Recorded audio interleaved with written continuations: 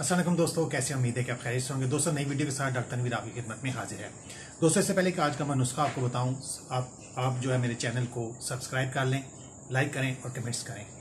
अगर दोस्तों आप चाहते हैं कि रोज़ाना आपको जो है वो वीडियोज़ मिलती रहें तो फिर आप जो आइकॉन है बेल वाला उसको भी प्रेस कर लें।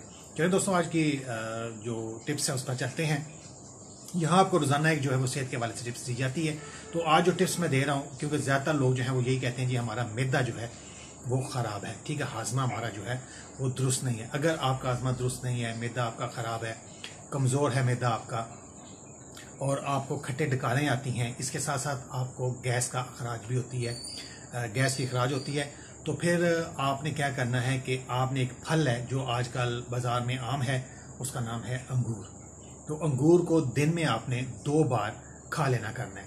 अब दोस्त ये पूछते हैं कितना खाएं, ठीक है, तो आप अगर उसको आधा पाव भी खा लेते हैं तो काफ़ी आपके लिए एक दिन के लिए, ठीक है। तो इतना आप जो है वो 2 टाइम पर खा लिया करें। तो दोस्तों इंशाल्लाह ताला आपका जो मैदे का मसला है ये काफ़ी बेहतर हो जाएगा, लेकिन इसको आपने रोज़ाना की बुनियाद पर खाना है, इसलिए आपका मैदा जो है वो बिल्कुल इंशाल्लाह काम करना शुरू कर देगा। जज़ाकल्लाह।